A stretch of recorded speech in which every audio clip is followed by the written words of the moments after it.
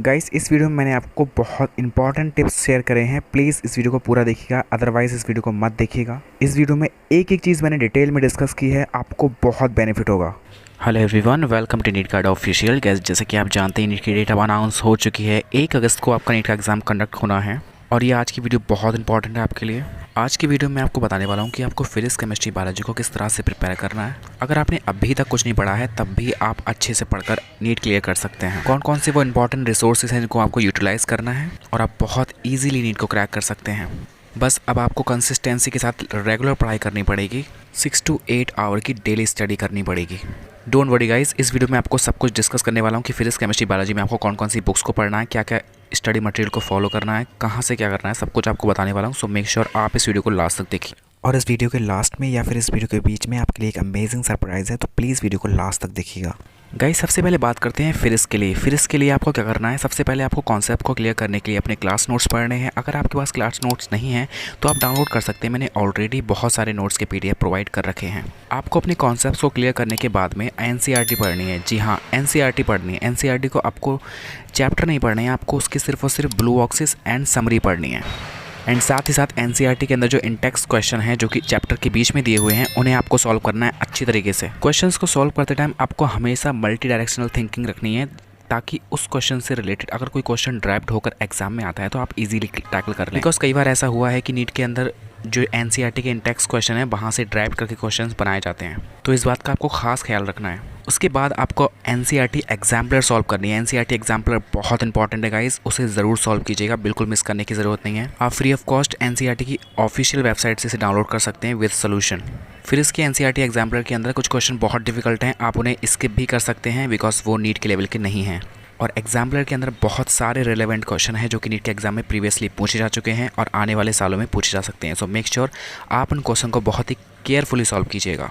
उसके बाद आते हैं previous year questions. Previous year question बहुत इंपॉर्टेंट है फिजिक्स, केमिस्ट्री एंड बायोलॉजी तीनों के लिए। और जो प्रीवियस ईयर क्वेश्चन है आपको उन्हें बार बार सॉल्व करना है। एक बार कंप्लीट होने के बाद में आप उन्हें दोबारा सॉल्व कीजिए एंड उन्हें टिक मारिए। जो क्वेश्चन आपको डिफिकल्ट लगते हैं, जो एक बार में सॉल्व नहीं होते हैं, उन्हें बार बार सॉल्व कीजिए। और अगर आपने प्रीवियस ईयर क्वेश्चन सॉल्व करने की कोई बुक परचेज नहीं करी है तो डिस्क्रिप्शन में मैंने कई सारी बुक्स के लिंक प्रोवाइड कर रखे हैं, आप वहाँ से उन्हें ईजिली परचेज कर सकते हैं या फिर मेरे चैनल से डाउनलोड भी कर सकते हैं। PDF मैंने ऑलरेडी प्रोवाइड कर रखा है। उसके बाद आते हैं मॉक टेस्ट, जो कि बहुत इंपॉर्टेंट है आपकी टाइम मैनेजमेंट की स्किल को इंप्रूव करने के लिए। मॉक टेस्ट देना बहुत इंपॉर्टेंट है। As well as mock test के अंदर जो मिस्टेक्स होती हैं उन्हें आप नोट डाउन कीजिए एंड उन्हें टाइमली रिवाइज करते रहिए। और अगर आप मिस्टेक्स को रिमेंबर करते हैं और उन्हें दोबारा रिपीट नहीं करते हैं तो आपका स्कोर डेफिनेटली इंक्रीज ही होता चला जाएगा। उसके अलावा पूरी साल आपने जितने क्वेश्चन प्रैक्टिस किए हैं उन्हें दोबारा से सॉल्व कीजिए एंड एक बार करने के बाद फिर दोबारा से सॉल्व कीजिए एंड जो डिफिकल्ट क्वेश्चन लगते हैं आपको उन्हें टिक कीजिए और उन्हें बार बार सॉल्व कीजिए, ताकि एग्जामिनेशन हॉल में अगर उससे रिलेटेड क्वेश्चन आता है तो आप मिस ना कर पाएँ। क्वेश्चन का रिवीजन करना बहुत इंपॉर्टेंट है, एक बार क्वेश्चन सॉल्व करके छोड़ देने से कोई फायदा नहीं है। उसके बाद आते हैं फिजिक्स के शॉर्ट नोट्स, बहुत इंपॉर्टेंट है। अगर आपने शॉर्ट नोट्स अभी नहीं बनाया तो बहुत टाइम है, अभी बना सकते हैं आप इजीली। आप जब भी नोट्स के थ्रू, NCERT के थ्रू अपना रिवीजन करते हैं तो आप साथ ही साथ शॉर्ट नोट्स बनाते जाइए, उससे आपका काम बहुत आसान हो जाएगा। लास्ट मिनट टाइम पर जब आप नीट का एग्जाम बहुत पास में होगा तो ये शॉर्ट नोट्स आपके लिए बहुत हेल्पफुल होंगे। शॉर्ट नोट्स कैसे बनाने चाहिए उसकी सैम्पल वीडियो ऑलरेडी मैंने प्रोवाइड कर रखी है, आप एक बार चैनल विजिट ज़रूर कीजिएगा। फिर इससे क्वेश्चन सॉल्व करने के बाद में जो क्वेश्चन आपसे सॉल्व नहीं होते हैं, जो आपसे मिस्टेक्स होती हैं, जो मॉक टेस्ट के अंदर आप मिस्टेक्स करते हैं, उन्हें प्लीज़ नोट डाउन करके उन्हें रिवाइज ज़रूर कीजिए। बहुत इंपॉर्टेंट है ये टास्क, अगर आप इसे करते हैं तो आपका स्कोर डेफिनेटली बहुत ज़्यादा इंक्रीज होता रहेगा। And last but not the least, practice practice practice. जी हाँ, फिर इसके अंदर प्रैक्टिस ही सब कुछ है। अगर आप प्रैक्टिस नहीं करेंगे तो फिर इसको आप नहीं कर पाएंगे। थ्योरी पढ़ने से कुछ नहीं होने वाला। जब तक उस थ्योरी से रिलेटेड आप एप्लीकेशन बेस्ड क्वेश्चन नहीं करते हैं, आप एग्जामिनेशन हॉल में आने वाले क्वेश्चन को क्विकली सॉल्व नहीं कर पाएंगे। सो कोशिश कीजिए डेली के 50 से 60 क्वेश्चन डेली के सॉल्व करने की। फिर इसके अंदर आप इजीली कर लेंगे। थोड़ा टाइम लगेगा हैबिट बनाने में एंड उसके बाद में जब ये हैबिट बन जाएगी तो फिर इस आपकी इंप्रूव होती चली जाएगी। अब बात करते हैं केमिस्ट्री के लिए। केमिस्ट्री के अंदर सबसे पहले बात करेंगे फिजिकल केमिस्ट्री के लिए। फिजिकल केमिस्ट्री के अंदर आपको सिर्फ और सिर्फ सरफेस केमिस्ट्री के अंदर NCERT पढ़ने की ज़रूरत है, बाकी किसी भी चैप्टर को आपको NCERT की पढ़ने की ज़रूरत नहीं है। आपको फिजिकल केमिस्ट्री के अंदर कॉन्सेप्ट को क्लियर करने के लिए क्लास नोट्स की हेल्प लेनी है। और क्लास नोट्स अगर आपने बनाए हैं तो ठीक है, अगर नहीं बनाए हैं तो आप डाउनलोड भी कर सकते हैं, मैंने ऑलरेडी प्रोवाइड कर रखे हैं। आप डिस्क्रिप्शन में जाकर के कोटा के बेस्ट नोट डाउनलोड कर सकते हैं। उसके बाद जब आपके कॉन्सेप्ट्स क्लियर हो जाते हैं तो उसके बाद में आपको NCERT एग्जाम्पलर के क्वेश्चन सॉल्व करने हैं, NCERT इंटेक्स के क्वेश्चन सॉल्व करने हैं, प्रीवियस ईयर क्वेश्चन सॉल्व करने हैं और बार बार करने हैं। उसके अलावा पूरी साल आपने अगर कोई बुक परचेज़ की थी जिसके क्वेश्चन आपने लगाए थे वो लगा सकते हैं, या फिर आप एलन का स्टडी मटेरियल डाउनलोड करके उससे क्वेश्चन सॉल्व कर सकते हैं। Because physics and physical chemistry के अंदर आप जितने ज़्यादा क्वेश्चन सॉल्व करेंगे उतने ज़्यादा आपके कॉन्सेप्ट्स क्लियर होते चले जाएंगे। और फिजिकल केमिस्ट्री के अंदर ज़्यादा डिफ़िकल्ट क्वेश्चन नहीं आते हैं, ज़्यादातर फार्मूला बेस्ड क्वेश्चन आते हैं, तो आप फार्मूला बुक ज़रूर प्रिपेयर कीजिएगा। वो आपके लिए लास्ट मिनट रिवीजन के टाइम पर काफ़ी ज़्यादा हेल्पफुल होगी।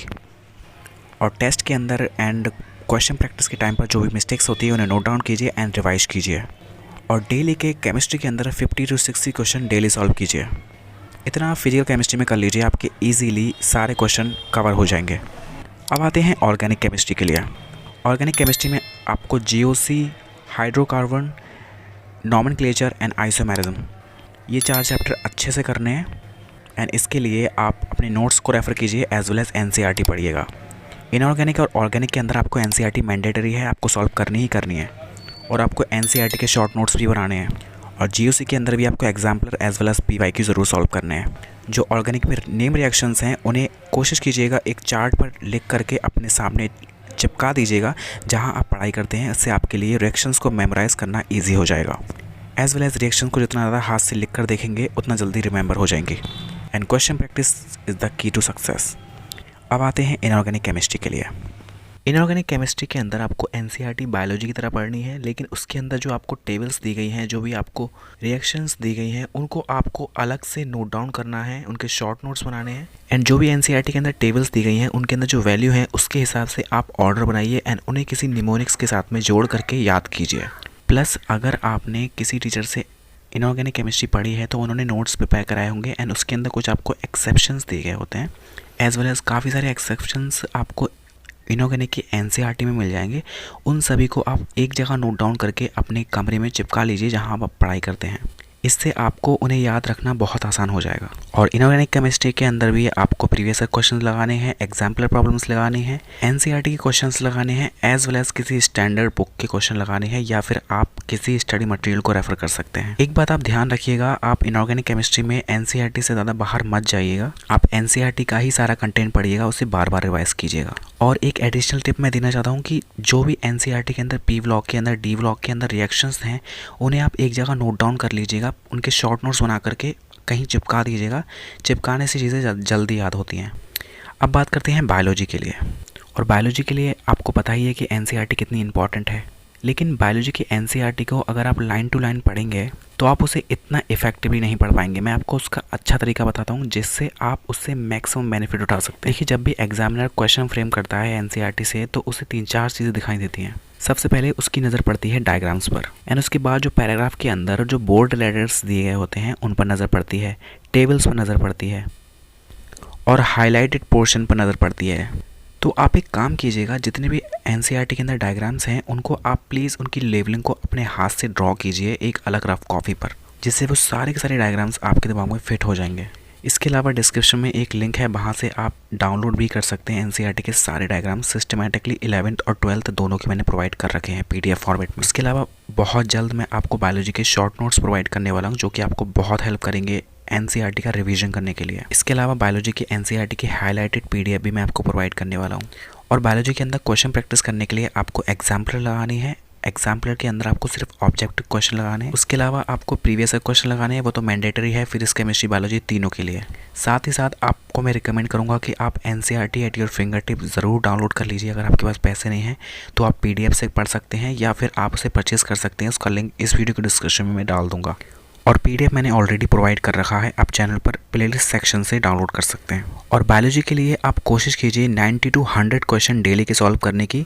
और जो भी आपकी गलती होती है मॉक टेस्ट के अंदर, आपकी क्वेश्चन प्रैक्टिस के अंदर, एंड जो आपके वीक टॉपिक है उन्हें स्ट्रॉन्ग कीजिए एंड अपनी गलतियों को रिवाइज कीजिए। इसके अलावा कोशिश कीजिएगा जो कि आप मॉक टेस्ट देते हैं वो आप पेन और पेपर के थ्रू दें, बिकॉज नीट का exam pen and paper base होने वाला है। तो आपको उसकी प्रैक्टिस करने के लिए आपने जिस भी कोचिंग की टेस्ट सीरीज ज्वाइन करी है, आप वहाँ से टेस्ट पेपर्स ले करके उनका प्रिंट आउट निकाल करके 3 घंटे का टाइम सेट करके खुद से पेपर दीजिएगा। या अगर कहीं आपने ऑफलाइन टेस्ट सीरीज ज्वाइन कर रखी है तो बहुत बेहतर है। इसके अलावा बायोलॉजी के की नोट्स मैं आपको प्रोवाइड करने वाला हूँ, एंड फिजिक्स, केमिस्ट्री, बायोलॉजी की आपको बुकलेट्स पे प्रोवाइड करने वाला हूँ, जो कि आपको बहुत हेल्प करेंगी फिजिक्स, केमिस्ट्री, बायोलॉजी के लिए रिवीजन करने के लिए। मेरी आपसे रिक्वेस्ट है कि प्लीज़ चैनल को सब्सक्राइब कर लीजिएगा, as well as Telegram channel को ज्वाइन ज़रूर कीजिएगा। उसका लिंक इस वीडियो के डिस्क्रिप्शन में दिया गया है।